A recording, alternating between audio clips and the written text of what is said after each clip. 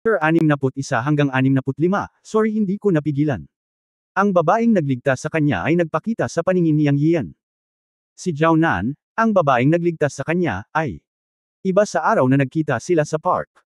Ngayon, nakasuot ng navy blue suit si Zhao Nan, na nakatali ang buhok sa likod. May 7 o 8 lalaki at babae na sumusunod sa likuran niya. Ang kanyang mukha ay walang ekspresyon, malamig, at puno ng aura, tulad ng isang dominanteng babaeng CEO. Habang naglalakad si Zhao Nan, binati niya ito ng, "Hello, CEO," at, "Good afternoon, CEO." Nagulat si Yang Yian. Hindi ko akalain na siya pala ang CEO ng kumpanyang ito, at napakabatang CEO. Sa isang kisap mata, lumapit siya, at tumingin si Yang Yian sa kanyang mga mata. Halatang natigilan siya saglit, at saka siyang ngumiti na parabang natunaw ang yelo at nyebe sa orihinal niyang seryoso at malamig na mukha. "Ikaw, si Yang Yian." Nasa kanya pa rin ang magnetic at kaaya-ayang boses. Hindi inaasahan ni Yang Yian na naalala niya talaga siya. Ang sandali noon, iniisip pa rin niya kung paano siya babatiin, at sa sumunod na sandali, tinawag niya ang kanyang pangalan pagkatapos ng bahagyang paghinto. Dahil dito, medyo nasasabik si Yang Yian. Nang makita ni Yang Yian si Zhao Nan, hindi maiwasang isipin ni Yang Yian ang eksena nang bigyan siya ng artificial na paghinga. Binuksan niya ang kanyang mga mata at nakita niya ang magandang mukha nito. Sa pag-iisip nito, hindi napigilan ni Yang Yian na mamula at sinabing, "Miss Zhao, naaalala mo pa ba ako?" "Haha, paano ko makakalimutan? Ibinalik ko ito sa iyo," halos sabihin ni Zhao na binigyan kita ng artificial na paghinga, ngunit nang ang mga salita ay dumating sa kanyang mga labi, naramdaman niyang may mali. Huminto siya at bahagyang namula, sinabing, "Iniligtas mo ang Wang Zai ko, kaya natural na naaalala kita." Habang nag-uusap ang dalawa, ang mga lalaki at babae sa buong office area ay natigilan, lalo na si Mu Wansheng. Pagkatapos niyang mag-react, tuwang-tuwa siya. Sa mga tuntunin ng posisyon ng kumpanya, pinili ni Mu Wansheng ang panig ng magandang presidente, ngunit iyon din ang shareholder sa likod niya. Bagamat siya ang Human Resources Manager, hindi pa niya direktang nakukuha ang tiwala ng babaeng presidente. The moment before, nanginginig ang buong katawan niya dahil sa galit ni Wu Pangzi. Sa sandaling ito, matapos matuklasan na magkakilala si Yang Yian at ang babaeng presidente, bumukas ang 3,000 pores ni Mu Wansheng at hindi mailarawan ang kanyang pakiramdam. Tuwang-tuwa si Mu Wansheng na nakilala si Yang Yiu, at nakipag-away pa siya kay Fatty Wu para sa kanya ngayon. Sa relasyong ito, naging malapit na siya kay Yang Yiu. Ang pagiging malapit kay Yang Yiu ay nangangahulugan ng pagiging malapit sa babaeng presidente. Kung makukuha niya ang tiwala ng babaeng pangulo sa lalong madaling panahon, magkakaroon siya ng magandang kinabukasan. Tungkol naman sa pagsali ni Yang Yiu sa kumpanya, sa sandaling ito, hindi na ito problema. Not to mention internship, na-promote agad. Si Mu Wansheng, na isang matandang lalaki, ay ngayon lang nakita ang babaeng presidente, na palaging isang iceberg beauty sa kumpanya at kilala bilang ang 1,000 taong gulang na yelo, ay bihirang ngumiti pagkatapos makita si Yang Yiu. Pinag-aralan niya rito na dapat ay may malapit na relasyon ang dalawa, di ba? Matapos tingnan si Fatty Wu, ang mga mata ni Mu Wansheng ay nagpakita ng mapangasar na tingin. Bagamat si Fatty Wu ay may ilang mga shareholder sa likod niya at napakalakas sa ngayon, ano? Mas malakas kaya siya sa babaeng presidente? Maghintay at tingnan kung paano ako magpakita sa harap mo. Napaisip si Mu Wansheng sa kanyang sarili. Sa oras na ito, narinig lang ng babaeng presidente na nagtanong si Yang Yian, "Bakit ka pumunta sa kumpanya namin?" Sasagutin na sana ni Yang Yian ang tanong ni Zhao Nan, ngunit si Mu Wansheng, na sa wakas ay naghintay ng pagkakataong magpakitang gilas, ay hindi na makapaghintay na humakbang at magalang na nagsabi, "Ganito ang presidente, si Yang Yian ay isang nangungunang estudyante sa Departamento ng Kasaysayan ng Guda College. Kulang na ngayon ang aming kumpanya ng mga talento para sa pag-archive at pagtatasa ng mga cultural relics. Natutugunan ni Yang Yian ang lahat ng mga kinakailangan at may mahusay na mga marka, kaya espesyal na kinuha ko siya sa kumpanya. Ngayon, dinala ko si Yang Yian para dumaan sa mga pamamaraan ng pagpasok, ngunit hindi siya pinayagan ni Manager Wu. Si Yang Yian ay talagang isang talentong kailangan ng aming kumpanya. Sana makatuluyan niya. At saka, internship lang ngayon, at hindi pinayagan ni Manager Wu. Kung ito ang kaso, mahirap para sa amin na mag-recruit ng mga talento sa hinaharap." Sinamantala ni Mu Wansheng ang pagkakataon at kalahating totoo ay umiwas sa pangunahing punto at matinding nagreklamo tungkol kay Wu Pangzi sa harap ng babaeng presidente. Nakinig si Zhao Nan sa mga salita ni Mu Wansheng at dahan-daang tumango. Sa oras na ito, si Wu Pangzi ay nababalisa at nanginginig sa galit. Hindi niya inaasahan na magiging napakawalandian ni Mu Wansheng. Bakit hindi niya sinabi na ang pagpasok ni Yang Yian ay hindi sumunod sa mga pamamaraan ng kumpanya? Agad niyang sinabi, si Pangulong Mu Wansheng ay inaabuso ang kanyang kapangyarihan para sa personal na pakinabang. Baka si Yang Yio ay kamag-anak niya o maging ang kanyang illegitimate son. Hindi siya sumunod sa mga normal na pamamaraan at nag-ayos ng mga tao sa kumpanya. Sinunod ko rin ang mga pamamaraan ng kumpanya. Bago natapos ni Fatty Wu ang natitirang mga salita, pinaikit ni Yang Yio ang kanyang mga mata at sinuntok siya sa mukha, at agad siyang nahimatay. Ang maldito na si Fatty Wu na ito ay paulit-ulit na tinawag siyang illegitimate na anak ni Mu Wansheng. Inakala ni Yang Yio na ang pangungusap na ito ay isang insulto sa kanyang mga magulang, kaya sinuntok niya ito ng hindi nag-iisip, at gumamit ng kaunting puwersa. Ang suntok ay nagpatalsik ng ilang ngipin sa kanyang bibig, at si Fatty Wu ay agad na natamba. Pagkatapos ng lumaban, sa wakas ay gumaan ang pakiramdam niya. Ngunit ang lahat sa audience ay medyo natulala, dahil ang mga salita ni Fatty Wu ay talagang hindi kasiya siyang pakinggan, ngunit ayaw niyang makipag-away. Siya ang opisyal na tagapamahala ng Departamento ng Human Resources ng kumpanya, at isa rin siyang kagalang-galang na tao nang mag-walkout siya. Gayunpaman, ang mas ikinagulat ng lahat ay ang init ng ulo ni Yang Yio. Masyado siyang duguan o masama ang ugali. Ngayon tingnan natin kung paano ito pinangangasiwaan ng magandang CEO. Halatang kilala ng lalaking ito na nagngangalang Yang Yio ang magandang CEO. Ang suntok na ito ay nagpatamba kay Manager Wu, na sa ilang sukat ay isang sampal sa mukha ng magandang CEO. Lalong nabigla si Mu Wansheng. Hindi niya inaasahan na si Yang Yio, na mukhang maamo at bukas, ay magkakaroon ng ganoong bayolenteng personalidad. Ito ay medyo mahirap harapin. Si Yang Yio ay walang psikolohikal na presyon. Sa isang pagpipilian na ibinigay sa kanya, binugbog pa rin niya si Fatty Wu dahil sa pang-iinsulto sa kanyang mga magulang. Kung hindi dahil sa mukha ni Jiaonan ngayon, hindi lang isang suntok ang kanyang nawala ng malay kay Fatty Wu. Nanginginig ang kanyang kamao at tumalikod, ngumiti si Yang Yio at tumingin kay Jiaonan at sinabing, "Pasensya na hindi ko napigil ang bugbugin ang lalaki mo." Puff! Hindi napigilan ni Jiaonan ang mapatawa nang marinig niya ang mga salita ni Yang Yio, at pagkatapos ay mabilis na tumahimik. Kung wala lang masyadong tao sa eksena, tatawa siya ng malakas. Pagkatapos, na may matigas na mukha, sinabi niya sa isang babae na nasa 30s sa tabi niya, "Secretary Ai, humanap ka ng magpapadala kay Manager Wu sa ospital." "Okay, President." Mabilis na tumanggo ang sekretarya. Pagkatapos ay sinabi ni Jiaonan kay Mu Wansheng, hasiwan ang mga pamamaraan ng pagpasok para kay Yang Yian, at tretuhin siya bilang isang regular na empleyado ng walang internship. O sige President, gagawin ko agad. Medyo nagulat si Mu Wansheng. Hindi niya inaasahan ang resultang ito. Hindi lamang nagalit ang magandang pangulo kay Yang Yian, ngunit ginawa rin niya si Yang Yian na may tama ito sa isang hakbang. Pagkatapos ng sorpresa, nagkaroon ng sorpresa. Ito ay nagpapakita na si Yang Yian at ang iyong babaeng presidente ay talagang may malalim na relasyon, na isang magandang bagay para sa kanya. Maging si Yang Yian ay medyo nagulat. Matapos talunin si Fatty Wu, naghanda na siyang hindi pumasok sa kumpanya ni Jiaonan, ngunit ngayon ay tila hindi siya galit. Sa oras na ito, tumingin sa kanya si Jiaonan na may masamang mukha at sinabing, "Sumama ka sa akin." At tumalikod at umalis. Hinawakan ni Yang Yian ang kanyang ulo, iminuwestre si Mu Wansheng, at sinundan si Jiaonan. Kasunod ni Jiaonan, diretso siyang naglakad sa dulo ng koridor sa silangang bahagi ng lugar ng opisina. Ito ang opisina ng Pangulo, na napakalaki. Ang salas lamang ay halos 100 metro kwadrado. Mayroon ding gym, coffee shop lounge, at iba pa. Lahat ay available. Nakaupo ng diretso sa rest area, unti-unting nawala ang malamig at seryosong tingin sa mukha ni Jiaonan. Tumingin kay Yang Yio, ngumiti siya at nagtanong, "Tsaa o kape?" Medyo nairita si Yang Yio sa malamig at mainit na ekspresyon ni Jiaonan. Nang marinig ang tanong niya, umubo siya at sinabing, "Uminom ka ng tsaa." "Gusto ko rin ng tsaa." Ngumiti siya at sinabi, "Secretary Ai, gumawa ka ng isang palayok ng Longjing." Pagkatapos nito, ngumiti siya at tinanong si Yang Yio, "Kakaiba ba?" "Hindi kita sinisisi. Medyo kakaiba, hehe." Ngumiti si Yang Yio. "Matagal na akong hindi namamahala sa kumpanya. Pinagmamasdan ko ito." Ang ilang mga shareholder ay hindi kumbinsido ng isang babaeng CEO na wala pang 24 na taong gulang. Gusto nila akong mapahiya ng magkasama. Sumusunod din ang ilan sa kanilang mga nasasakupan. Isa na rito si Fatty Wu. Ito ay oras na para isara ang net. Kaya matalo mo man si Fatty Wu ngayon o hindi, tatanggalin ko siya sa kumpanya. Hindi mahalaga. Tsaka magkaibigan naman kami. I have to give you some face, tama ba? Haha. Kinausap ni Jiaonan si Yang Yio sa isang nakaka-relax at natural na tono. Sa opinyon ni Yang Yio, ito dapat ang tunay na kanya.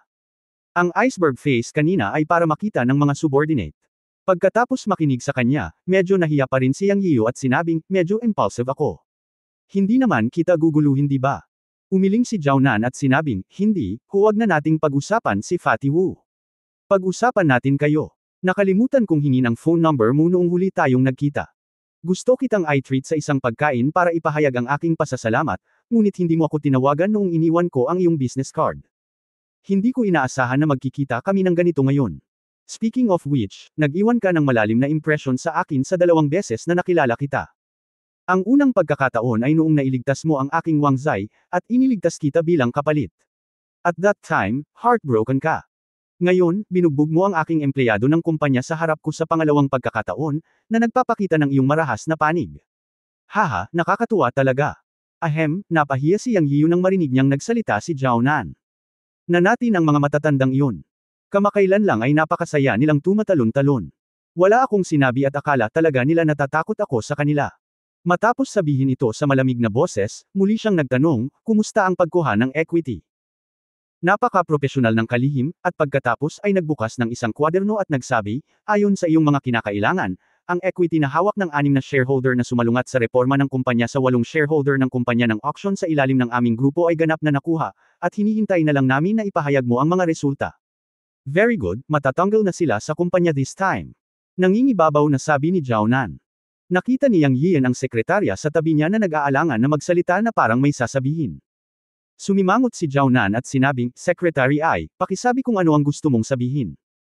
Dahil kinuha kita, isang postdoctoral fellow mula sa Cambridge, upang sundan ako sa GUDA, pinagkakatiwalaan kita at tinatrato kita bilang isang nakatatandang kapatid na babae. Sabihin mo lang kung ano ang gusto mong sabihin. Ang pangalan ni Secretary Ai ay Aiye. Sinundan din niya si Zhao Nan sa GUDA 3 buwan na ang nakakaraan. Siya ay isang postdoctoral fellow mula sa Cambridge at nagtatrabaho bilang isang senior executive sa isang kumpanya sa Wall Street.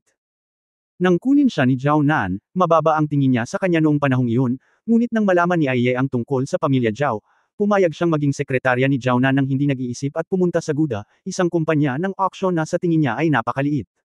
Siyempre, hindi pa ganap na kontrolado ni Zhao Nan ang kumpanya, at si Aiye ay maaari lamang maging kalihim ng Pangulo. Gayunpaman, malayang isipin ni Aiye ang tungkol dito sa kanyang puso. Alam niya kung ano ang gagawin ni Zhao Nan ngayon, kaya kailangan pa rin niyang paalalahanan siya ng ilang mungkahi. Nang marinig ang sinabi ni Zhao Nan, ngumiti si Aiye at sinabi sa kanya, President, alam ko na ang kumpanya ng auction ay isang sangay lamang ng iyong Zhao Group, at ikaw ay isang negosyo ng pamilya. Itataboy mo ang 6 na shareholder ng sabay-sabay ngayon. Kung may nakakaalam nito sa pamilya mo, mahihirapan ka, di ba? Kaya ang aking personal na opinyon ay itaboy ang kalahati at manalo sa kabilang kalahati. Ano sa tingin mo? Tumawa si Zhao Nan at sinabing, Sister Aiye, sa wakas nagsimula ka ng magbukas sa akin. Alam kong ginamit ko ang banner ng pamilya Zhao para pilitin kang, isang talento mula sa Wall Street, na manatili sa tabi ko. Dapat galit ka, pero naniniwala akong maiintindihan mo ako. Ngayon, masayang-masaya ako na masasabi mo ito sa akin. Pagkatapos noon, binago ni Zhao Nan ang usapan at sinabing, gayunpaman, ang Ancient Capital Auction Company ay isang lugar lamang para magsanay ako. Masira man ang buong kumpanya, hindi mahalaga. As for some people in my family. Hehe, don't worry, wala silang lakas ng loob na guluhin ako. Dahil tinatanggap ko ang kumpanyang ito upang magsanay, dapat kong ganap na kontrolin ng walang anumang pagsalungat. Higit pa rito, dapat kong pataasin ng husto ang pagganap ng kumpanyang ito ng sangay at magpakita ng halimbawa para sa aking pamilya. Ako, si Zhao Nan, ay hindi isang florera. Umupo si Yang Yian sa isang tabi nang hindi nagsasalita, tahimik lang na umiinom ng tsaa, ngunit nakinig sa lahat ng mga salita ni na Zhao Nan at Aiye. Maaari itong ituring bilang isang malapit na pag-unawa sa kanya. Agad na binansagan ni Yang Yian si Zhao Nan sa kanyang isip, dominante, malakas, reyna, matalino, at iba pa. Sa pagtingin sa kanyang magandang mukha na ang kanyang mga mata ay nakatagilid, paminsan-minsan ay kumikislap ang kanyang malalaking itim na mata, makikita niya ang isang pahiwatig ng cuteness, na nagparamdam kay Yang Yian ng kaunting palpitasyon na hindi maipaliwanag. Higit sa lahat, narinig ni Yang Yian na tila napakalakas ng pamilya ni Zhao Nan. Hindi mo ba narinig na practice lang ang GUDA Auction Company? Okay lang kung bumagsak. Upang ibang tao, ang mga salitang ito ay maaaring talunan o isang taong may malakas na puhunan.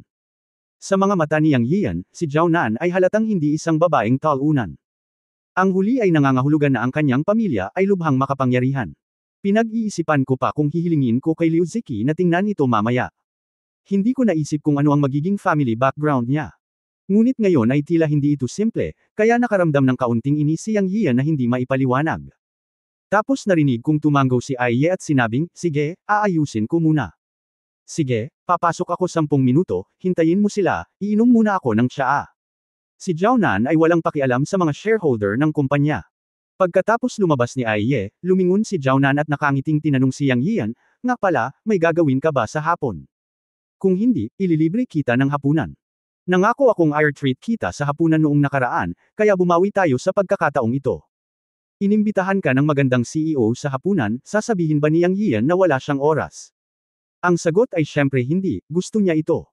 She deliberately said with a reserved look, okay, I'll treat you. Hindi pa ako nagpasalamat sa pagligtas mo sa akin noong nakaraan. Hehe, nasabi ko nang niligtas mo muna ang Wang Zai ko, tapos niligtas kita. Ito ang kapalaran. Sige, treat kita, treat mo ako sa ibang araw, ayon.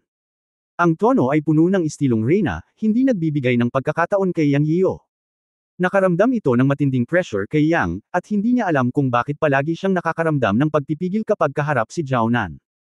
Hintayin mo ako sa opisina, at tulungan mo akong alagaan si Wang Zai. Pupunta ako sa isang meeting, at pagkatapos ay pupunta tayo sa hapunan, okay. Muling sabi ni Zhao Nan. Tumango si Yang Yio, okay, gawin mo ang iyong bagay. Pagkatapos ay tumayo si Zhao Nan at pumunta sa pulong. Nanatili si Yang Yio sa kanyang opisina, syempre, kasama ang isang golden retriever, tinawag ni Zhao Nan si Wang Zai, natutunan din ni Yang Yio ang pangalan ngayon. Pagkaalis niya, nakahinga ng maluwag si Yang Yian, tumingin kay Wang Zi sa kanyang paanan at bamulong sa sarili, napakalakas ng iyong may bahay, paano ko siya makontak sa hinaharap? Wang. Haha, akala mo rin napakalakas niya. Habang nagsasalita siya, nagkaroon ng ideya si Yang Yian at kumuha ng 2 ligaw na prutas mula sa Qiankun Pot Space. Ngayon ay binigyan niya ng pangalan ang pula at mabangong ligaw na prutas na ito Xianghong fruit, at casual na iniabot ang isa sa bibig ni Wang Zi, at kinagat ang isa pa. Ang Xianghong fruit ay superior sa parehong hitsura at lasa. Inamoy ni Wang Zi ang kanyang ilong, gustong kainin ito ngunit hindi naglakas loob. Alam ni Yang Yio na sa pangkalahatan ang mga espiritual na aso ay hindi kakain ng pagkain mula sa mga estranghero maliban kung pinahihintulutan ito ng may-ari, kaya ngumiti siya at sinabing, kumain ka na, tayo ay mga matandang kaibigan, paano kita masasaktan? Nilunok ito ni Wang Zai sa isang lagok, hindi alam kung narinig niya ang mga salita ni Yang Yio o hindi niya napigilan ang tukso ng mabangong pulang prutas. Pagkaraan ng ilang sandali, ikinaway niya ang kanyang buntot kay Yang Yio at humingi ng awa, na parang sinasabing masarap ito. Nakakatawa si Yang Yio at binigyan pa ito ng 2. Pagkatapos, naghihintay sa opisina ni Zhao Nan ng mahigit kalahating oras at hindi nakitang bumalik si Zhao Nan, medyo nainip si Yang Yio, kaya lumabas siya ng opisina para makalanghap ng sariwang hangin.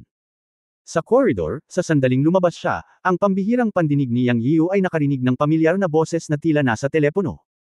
Habang may iniisip, tiningnan niyang mabuti at nalaman na si Ai Ye, ang sekretarya ni Zhao Nan, ang nasa telepono. Narinig ko lang na sinabi niya sa telepono, oo, aalisin ng dalaga ang 6 na shareholders ngayon.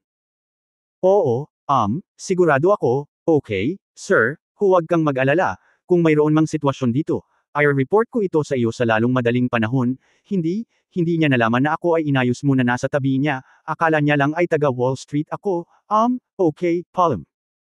Alam ni Yang Yian na si Ai Ye ay sekretarya ni Zhao Nan, ngunit ngayon ay palihim siyang tumawag sa isang tao at may binanggit tungkol sa dalaga at sa master. Hindi ko naintindihan. Ang una kong reaksyon ay ang kalihim na ito na si Ai ay naglalaro ng infernal affairs. Ako, agad itong binigyan ng pansin. Sa isang sulyap, nakita ko si Ai Ye, na natapos na ang tawag, lumabas ng security passage sa isang gilid at pumasok sa isang pinto na may nakasulat na conference room. Pagkabukas pa lang ni Ai Ye ng pinto at pagpasok, may narinig na, bang, sound sa conference room, na tila tunog ng nabasag sa isang tasa ng tsaa. Tapos may sumigaw ng, Malinaw na narinig ni Yang Yian na boses iyon ni Zhao Nan, na parang natatakot siya. Agad siyang tumakbo at dumiretso sa conference room na hindi maipaliwanag na kaba sa nangyari sa kanya. Nang itulak niya ang pinto, ang isa pang magaspang na boses ay nanunuya, bata, sinusubukan mo kaming dayain. Nung nasa auction business tayo, humihigop ka pa ng gatas. Huwag isipin na wala kaming magawa pagkatapos makuha ang kumpanya. Gusto mo bang itaboy kami? Walang paraan. Kailan? Binuksan ni Yang Yian ang pinto, nakita niya ang isang nasa katanghaliang gulang na lalaki na nasa edad 40, na puno ng laman ang mukha, na umaatungal kay Zhao Nan. May nabasag na tasa sa ilalim ng paa ni Zhao Nan. Nang hindi nagtatanong, alam ni Yang Yian na ang nasa katanghaliang gulang na lalaki ang nagbanta kay Zhao Nan. Chapter 63, Isa ka talagang reyna. Biglang itinulak ni Yang Yio ang pinto, at dahil sa sobrang lakas niya, ang 2 pinto ay gumawa ng malakas na kalabog. Agad na napatingin ang mga mata ng 11 tao sa conference room. Ang mukha ni Zhao Nan ay hindi sigurado kung siya ay natatakot sa nasa katanghaliang gulang na lalaki o galit, ito ay napakapangit, ngunit nang makita niya si Yang Yiyu na papasok, nakaramdam siya ng ginhawa sa hindi malamang dahilan. Anong kalokohan ang ginagawa mo? Ang nasa katanghaliang gulang na lalaki ang sumigaw kay Zhao Nan noon, at nagmura siya pagkatapos makita si Yang Yiyu. Sa mga mata ni Yang Yiyu, bagamat ang nasa katanghaliang gulang na lalaking ito ay nakasuot ng suit at mukhang disente, ang kanyang mukha na puno ng taba at ang pulgadang haba ng pilat sa kanyang kaliwang pisngi ay nagpapakita na dapat siyang maging isang gangster sa isang suit. Masama ang mukha niya at nagmura kaagad pagkabuko niya. Kinaikit ni Yang Yiyu ang kanyang mga mata at magsasalita na sana, ngunit sa pagkakataong ito ay hindi niya inaasahan na may sasabihin si Zhao Nan para iligtas siya. Tinanong ko siyang sumama. Kumo, ang iyong mga bahagi ay nakuha. Ngayon, sa aking pangalan bilang Pangulo, ipinapahayag ko na kayong anim ay hindi na mga shareholder ng kumpanya ng auction. Mangyaring umalis pagkatapos pumirma. Kung patuloy kang magsalita ng bastos, tatawag ako ng pulis. Hindi inaasahan ni Zhao Nan na pagkatapos ng pag-anunsyo ng mga resulta ngayong araw, magiging laganap ang anim na shareholder na pinamumunuan ni Kumo.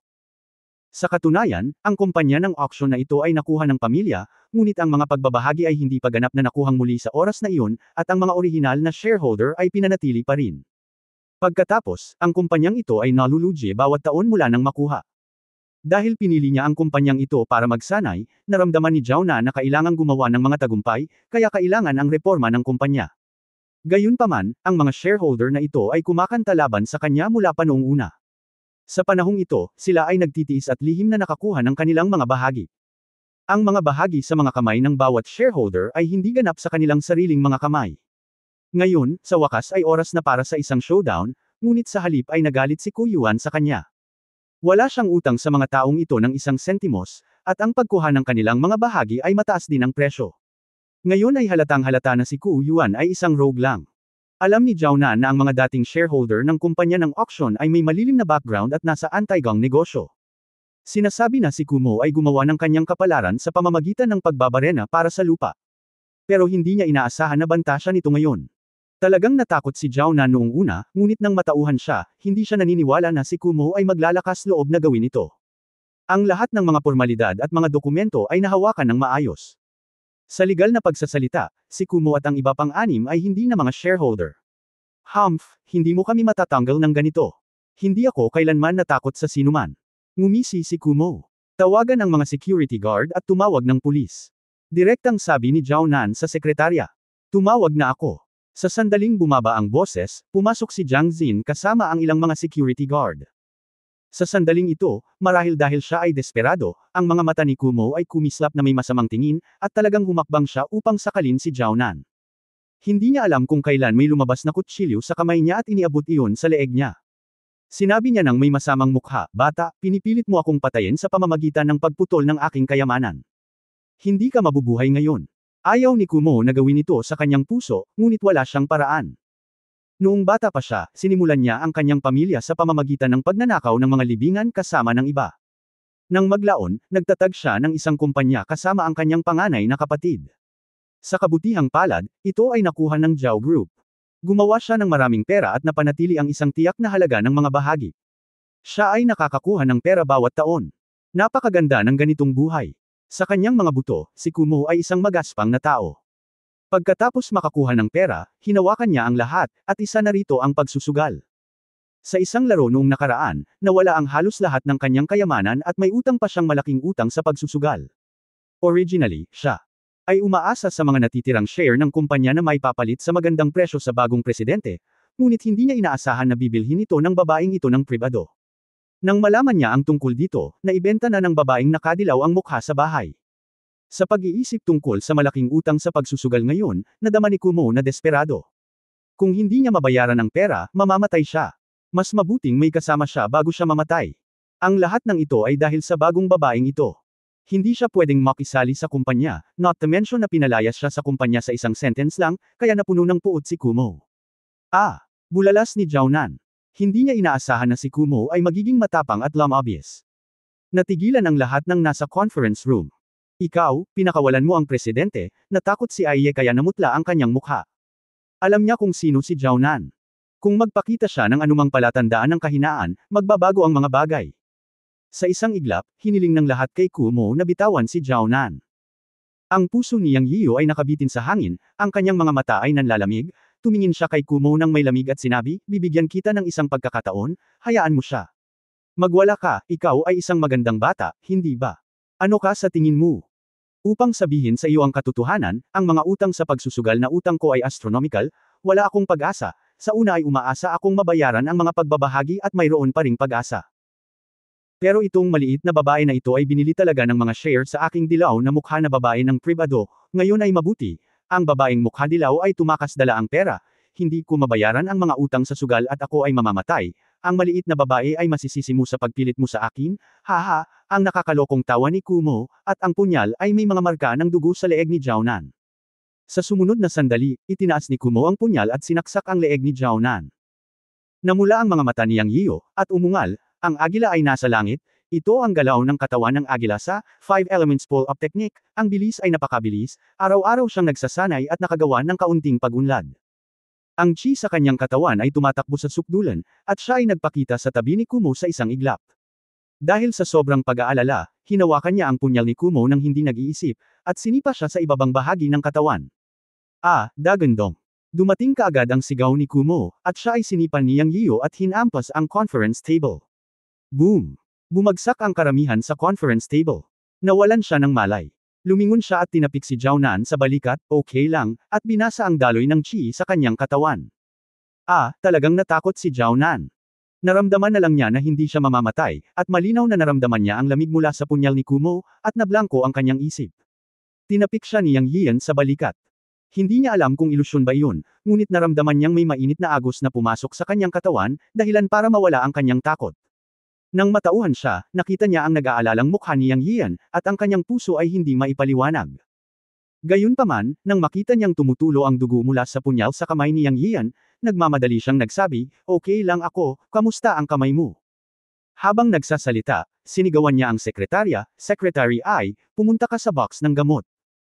Okay lang, maliit na problema, okay lang. Ngumiti si Yang Yian at inihagis ang punyal sa kanyang kamay sa lupa. May hiwas sa palad niya nang hawakan niya ang punyal. Kung ikukumpara sa katotohanan na iniligtas niya si Zhao Nan, ang sugat na ito ay wala. Ginalaw niya ang kanyang chi sa kanyang puso at tumigil sa pagdurugo ang sugat. Mabilis na hinanap ni Aiye ang medical kit. Binalutan ni Zhao Nan si Yang Yian ng pulang mata, pagkatapos ay sinulyapan si Kumo na walang malay sa lupa, at sinabi sa security guard sa malamig na boses, ay drag mo siya at hintayin na harapin siya ng mga inspector.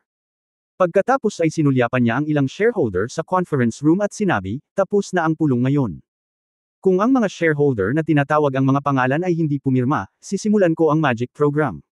Magagawa mo lahat ng gusto mo. Pagkatapos nito, sinabi ni Aiye, manuod ka, sasamahan ko si Yang Yian sa ospital. Okay, natatakot pa rin si Aiye sa kanyang puso. Kung hindi dahil kay Yang Yian ngayon, malubha ang kahihinatnan nito. Sa totoong enerhiya sa Yang Yian, ang sugat na ito ay hindi na kailangang pumunta sa ospital, ngunit iginiit ni Zhao Nan, kaya wala silang pagpipilian kundi ang pumunta sa ospital. Matapos itong mangyari dito, lahat ng shareholders ay nakipagtulungan ng husto. Ang ilan sa kanila na nakakaalam ng ilan sa background ni Zhao ay labis na natakot na sila ay mahina sa kabuuan, at isa-isang pumirma para ilipat ang kanilang mga share at kapangyarihan ng kumpanya. Pagkatapos ng trabaho, tumawag si Aiye sa telepono, Guro, may nangyari ngayon. Okay, nakuha ko. Pakiusap sa master na magtalaga ng bodyguard sa dalaga. Pagkatapos ng nangyari ngayon, hindi ko akalain na utol ang dalaga kung may sumusunod sa kanya. Okay, I'll report to you anytime, magalang na sabi ni Aiye sa telepono. Kasabay nito, sa malaking opisina sa itaas na palapag ng Zhao Group Headquarters Building sa Yancheng, isang nasa katanghaliang gulang na lalaki ang ibinaba ang telepono at sinabi sa kanyang sarili, pabaya ko ito bilang isang ama. I can't let you do whatever you want, sino ba ang tamang samahan? Pagkatapos ay kumislap ang kanyang mga mata, at isang ngiti ang lumitaw sa gilid ng kanyang bibig. Pinindot niya ang telepono sa mesa at sinabing, sabihin sa pamilya Ye na may ilang problema si Nan. Pagkababa, hinailan ni Zhao Nan si Yang Yiu sa kanyang sasakyan at nagmaneho papunta sa ospital.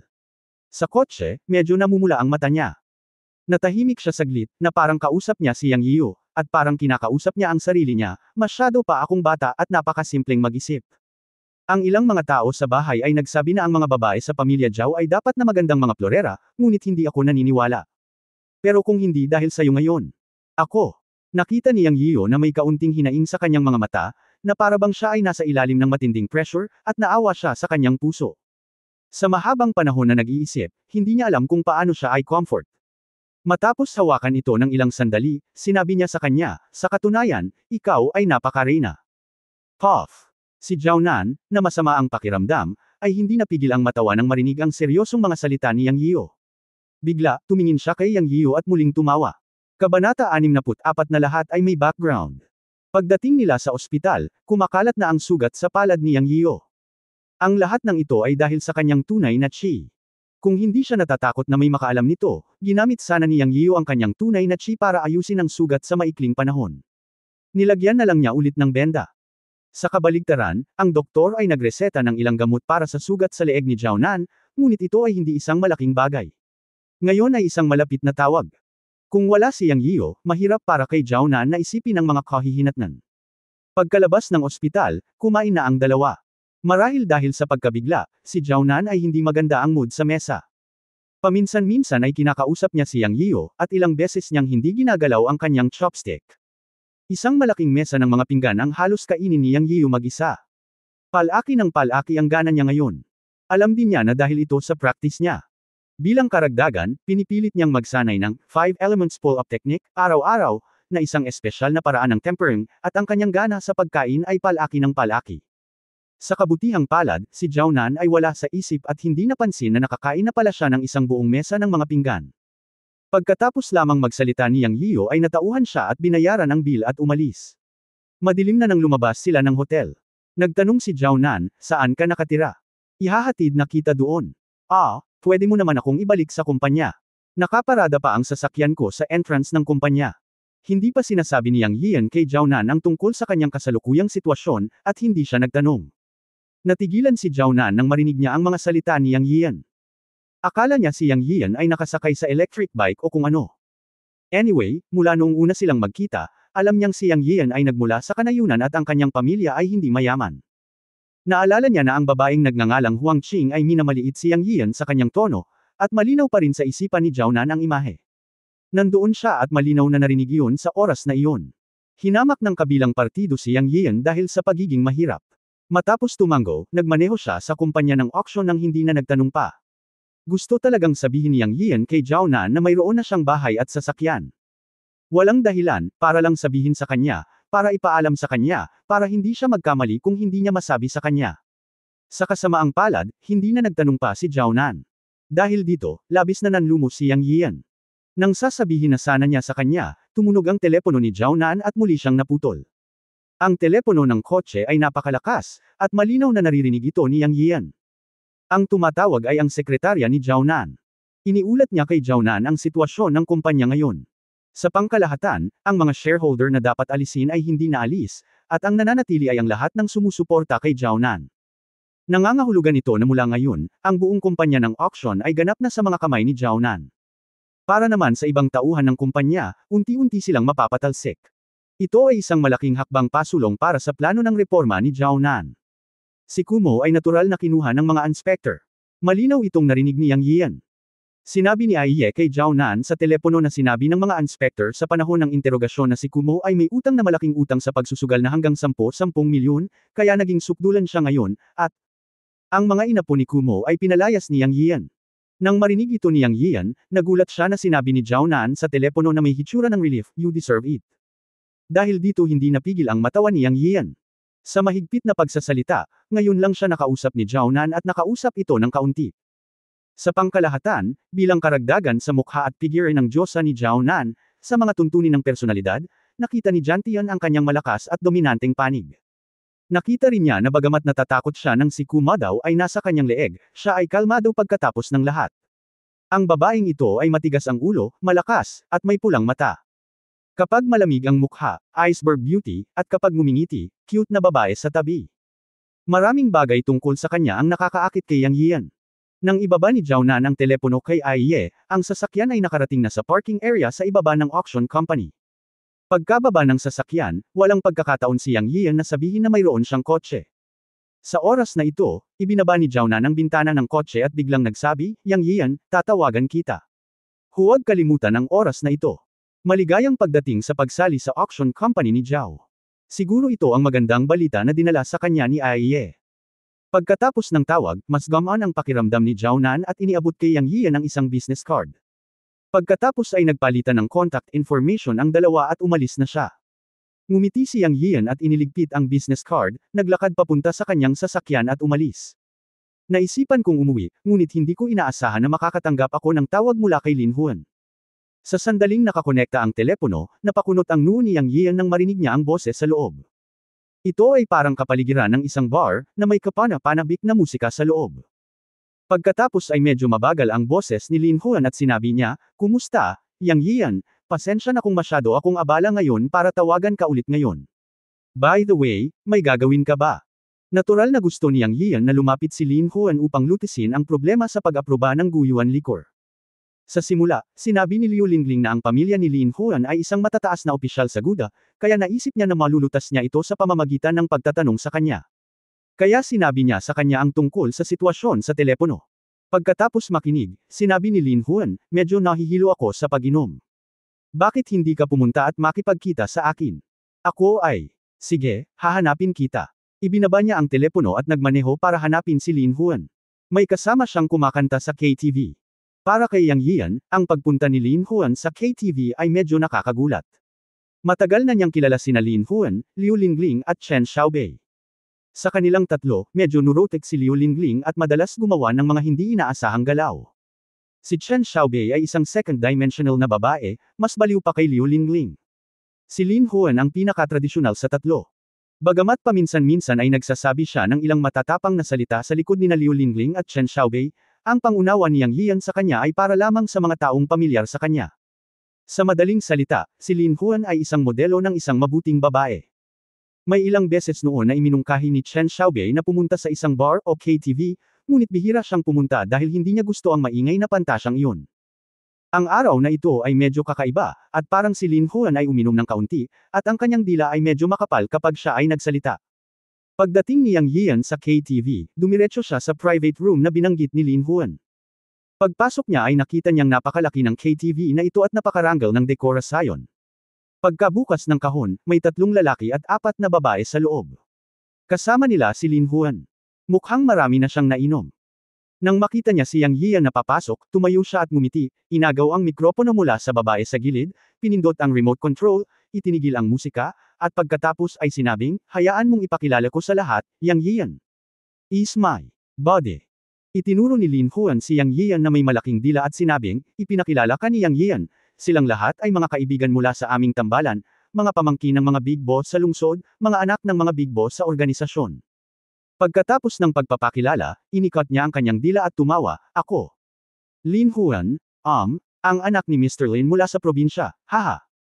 Halatang lasing si Lin Huan, ngunit nabigla si Yang Yian. Ang kakaunting taong nakaupo doon ay pawang mga taong may background, at lumapit sila para makipagkamay sa kanila. Lahat sila ay mga kabataan, at lahat sila ay mukhang malalaki na. Sa pagpapakilala ni Lin Huan, walang hindi pinansin si Yang Yian. Gayunpaman, ang isa sa mga kabataang lalaki, na medyo mas matanda, ay mga 25 o 26 na taong gulang. Si Lin Huan ay nakatali sa dila at hindi nabanggit ng malinaw ang kanyang pangalan. Ang sabi lang niya ay pamangkin siya ng isang big boss sa syudad. Matapos tingnan si Yang Yian, agad niyang inilagay ang 3 bote ng alak sa harap ni Yang Yian at pinainom siya. "Kuya, kung kaibigan ka ni Lin Huan, kaibigan ka namin. Kung inumin mo itong 3 bote ng alak, kaibigan ka namin." Ang pangungusap na ito ay medyo magkasalungat, ngunit naiintindihan ni Yang Yian na ang ibig niyang sabihin ay ang pag-inom ng 3 bote ng alak ay makikilala ng bilog na ito. Siyempre, kung hindi ka umiinom, magkaibigan pa rin kayo, ngunit hinding-hindi ka makakasama sa lupong ito. Alam din niyang hindi niya sinasadyang ipahiya siya. Marahil ito ay pagsubok lamang para kay Yang Yian. Sa pagtingin sa 3 bote ng alak na dala ng binata, ngumiti si Yang Yian. Not to mention that there were only 3 bottles of this small champagne, kahit 30 bote ay parang pag-inom ng malamig na tubig para sa kanya. Ito ay 3 bote lang. Hindi na niya kailangang mandaye sa kanyang tunay na chi. Ang kanyang physical fitness ay kayang tunawin ito. Dinampot niya ang 3 maliliit na bote ng alak at ininom iyon ng wala pang 10 segundo, na ikinalaki ng mga mata ng binata at ng iba pa. Agad na nagpalakpakan, na nanalo sa kanilang pagkilala. Tanging si Lin Huan, na nakakita sa huling paligsahan sa pag-inom ni Yang Yian kasama si Wei Ren, ang nakakaalam na si Yang Yian ay isang pervert kapag umiinom, kaya hindi siya umimik at tumawa lang ng nakakaloko. Sinakop sila ng pagtitiis ni Yang Yian sa alkohol. Anyway, marami silang nainom sa isang round. Matapos pilitin ni Lin Huan si Yang Yian na uminom ng isang bote, agad siyang tumayo at tinakpan ang kanyang bibig at lumabas ng kahon, na tila masusuka. Nakita ni Yang Yian na walang bumangon sa paligid niya para makita, at lahat sila ay lasing at nataranta, kaya kinailangan niyang bumangon at habulin si Lin Huan. Nang si Lin Huan ay naghihintay sa pintuan ng banyo, isang kahon ng pinto sa koridor ang bumukas ng malakas, at si Yang Yian ay lumingon sa kanyang ulo upang tumingin. Pagkatapos ay natagpuan niya ang isang binata na may namamaga na ilong at mukha na tumatakbo palabas ng kahon sa takot, at ang kanyang katawan ay bumagsak sa lupa. Pagkatapos ay lumabas ang isang lalaki na malaki ang tiyan, mga 30 taong gulang, na nagmumura, "Sinabi ko sa iyo na isipin mo ang iyong sariling negosyo."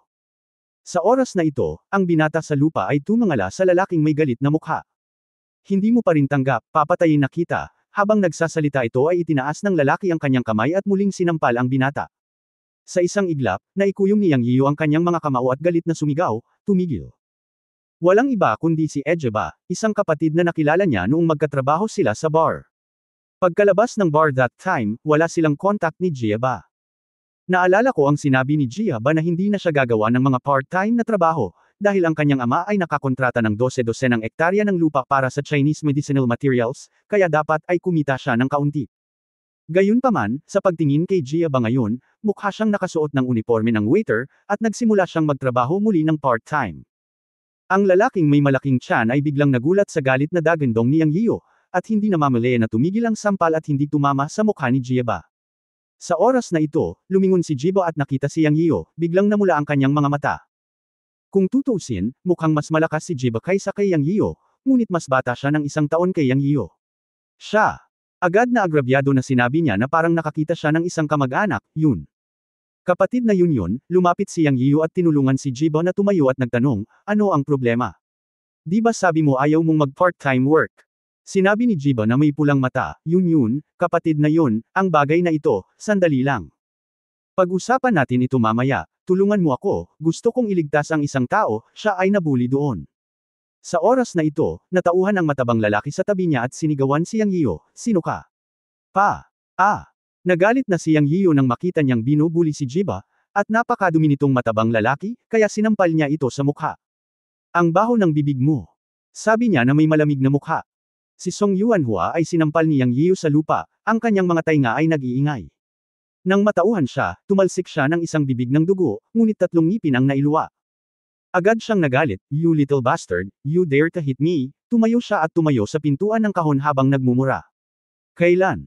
Narinig siya ni Yang Yiu na sumisigaw at nagmumura, itinaas niya ang kanyang paa at sinipa ang matabang lalaki sa likod. Sabay sinipa niya ito sa kahon, at biglang sunod-sunod na tunog ng dingdong ang narinig, na sinabayan pa ng tunog ng basag na salamin, at tuluyang nabasag ng kanyang katawan ng coffee table sa kahon. Matapos panuurin si Yang Yiu na binugbog ng husto ang taong grasa na nagngangalang Song Yuanhua, gamaan ang pakiramdam ni Ejeba, ngunit pagkatapos ay nag-alala siya dahil may 2 tao sa kahon na mukhang mayaman at makapangyarihan at hindi maaaring guluhin. Sabik siyang kausapin si Yang Yiu, ngunit mas nauutal pa siya. Yun. Okay lang, Ejeba. Alam ko ang gusto mong sabihin. Nandito ako para sa lahat. Nasa loob ang kasama mo. Pumasok na tayo. Tatanungin ko ang iyong kasama tungkol sa sitwasyon. Hindi mo maipaliwanag ng malinaw. Ako. Namula ang mukha ni Ejeba at mas naging balisa. Ngunit sa sandaling ito, nauna nang pumasok si Yang Yiu sa pribadong silid. Sa oras na ito, si Lin Huan, nakalalabas lang ng banyo at nagsuka, ay nakita si Yang Yiu at isang bagbog na binata na naglalakad sa isang pribadong silid sa gilid. Agad siyang natahimik. Iniisip niya kung may nakaaway ba si Yang Yiu. Sa takot na magdusa si Yang Yiu, nagmamadali siyang pumasok sa kanilang pribadong silid para humingi ng tulong. Ang sandali bago, si Song Yuanhua ay nasa pribadong silid. Si Song Yuancheng ay nakikipag-inuman kasama si Xu Jian, ang direktor ng sinaunang kabisera ng Katayan, at nakangiti habang pinapanood si Xu Jian na tinutokso ang waitress. To be honest, kahit siya naglaway sa waitress. Nabalitaan kasi niyang napakaganda ng waitress. Matapos palayasin ng kanyang kapatid ang isa pang nauutol na waiter na nangiistorbo sa kanya, 3 na lang ang natira sa kahon, si Xu Jian at ang waitress. Iniisip niya lang kung oras na para umalis. Isang sigaw ang tumunog, at pagkatapos ay nakita niya ang kanyang kapatid na lumilipad at bumagsak sa coffee table, nabasag ito, at ang bote ng alak ay natapon at tumalsik sa buong Song Yuancheng. Sa isang kisap mata, pumasok ang isang binata na may malungkot na mukha, at sinundan din siya ng nauutal na waiter. Nang makita si Xu Jian na nakasimangot sa waitress, hindi rin masaya si Song Yuancheng. Siya at ang kanyang kapatid na si Song Yuanhua ay nagbukas ng ilang tindahan ng pork chain sa sinaunang kabisera, at ang kanilang kita ay nagmula sa Xu Jian. Sa pagkakataong ito, inanyayahan nila si Xu Jian na maglaro, o upang talakayin ang isyu ng pamamahagi ng tubo. Ngunit hindi niya inaasahan na si Xu Jian, ang matandang lalaki, ay natuwa sa waiter na naghatid ng alak. Upang makakuha ng maraming benepisyo mula kay Xu Jian, inutusan niya ang kanyang kapatid na si Song Yuanhua na sadyang hayaan ang waitress na basagin ang isang bote ng masarap na alak, para lamang lumikha ng pagkakataon. Sinasamantala niya ang katotohanang hindi niya kayang bayaran ang pera, pinahirapan niya ang dalaga. Bago niya namalayan, isang nauutol na waiter ang sumugod upang makialam sa negosyo ng ibang tao, at pinaalis siya ni Song Yuanhua. Gayunpaman, sa isang kisap mata, ang kanyang kapatid ay binugbog. Hindi na kailangang sabihin, dapat ay si Song Yuancheng ang binugbog ng lalaking pumasok. Agad siyang sumimangot at sinabing, ang lakas ng loob mong hawakan ng lupa sa ulo ni Tai Sui, pagod ka na bang mabuhay? Si Yang Yian ay mukhang malungkot at tumingin sa kahon. Nakita niya ang isang batang babae na namumula at namamaga ang mga mata. Siya dapat ang kasamang binanggit ng nauutol na matandang bastard. Hinawakan siya sa kamay ng isa pang matandang bastard na may suot na salamin, at agad nitong kinuha ang isang bote ng beer at ibinato sa kanya. Bang! Biglang tumili ang matandang nasa 50 anyos na humawak sa nauutol na kasamang babae at niluwagan ang kanyang palso. Umiiyak na tumakbo ang dalaga at tumabi sa nauutol na babae. Si Song Yuancheng ay orihinal na hindi pinansin ng binata at agad na nagalit. Bago pa siya makapagsalita, nagulat siya sa pagkilos ni Yang Yian na kumuha ng bote ng beer at binasag ito sa braso ni Xu Jian. Nang bumalik sa kanyang katinuan, nginisya niya si Yang Yiu, napakamayabang mo, anak, pero hindi ba sinabi sa iyo ng mga magulang mo na hindi magtatagal ang mga taong mayabang? Tumigil ka sa pagsasalita ng walang kaparirikan, hintayin mo akong malaman ang mga bagay ng malinaw, at pagkatapos ay haharapin kita. Habang nagsasalita, kinuha ni Yang Yiu ang isang bote ng alak sa lupa, at agad na nilamon ang banta ni Song Yuancheng. Talagang hindi naglakas loob si Song Yuancheng na libakin ang isang binata na tulad ni Yang Yian, sa takot na baka saktan siya muli ng kabilang partido sa sobrang galit. Ang ganitong uri ng binata ay hindi mag-iingat kapag sinaktan siya. Hindi ba niya nakita na ang kanyang kapatid ay nakahiga sa lupa na walang malay, at si Xu Jian ay umiiyak din sa tabi niya habang nakahalukip-kip.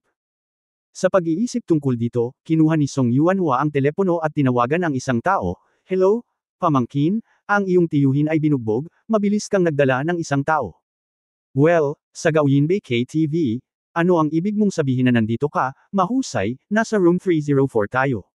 Pagkatapos, pagbaba ng telepono, ngumiti ng masama si Song Yuanhua at sinabing, boy, wait, pagkatapos noon, nagmamadali siyang makita si Xu Jian na umiiyak sa gilid.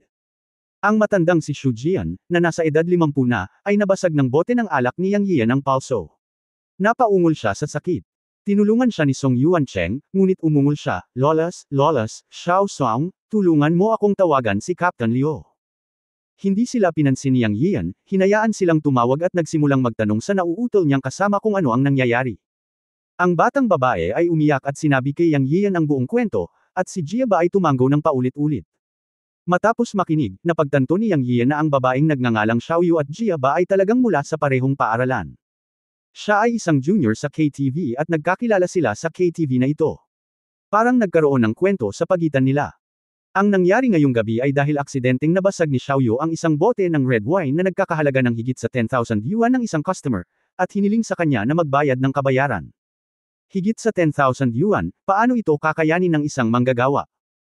Kaya't walang kahihiyang hiniling ng kabilang partido si Xiaoyu na uminom kasama nila.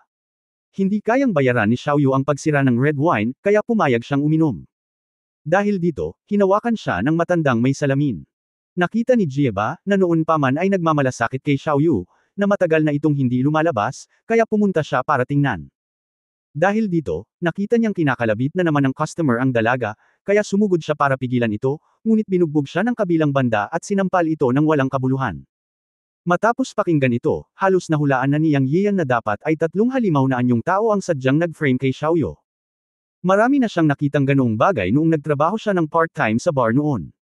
Pagkatapos niyang pakinggan ito, naging malinaw ang kanyang pag-iisip, ngunit mas nagalit din siya. Sa sandaling ito, bumukas ang pinto ng kahon, at si Lin Huan at ilang iba pa ang pumasok. Yang Yian, okay ka lang? Si Lin Huan ang unang sumugod at nagmamadaling nagtanong, puno ng pag-aalala ang kanyang mukha.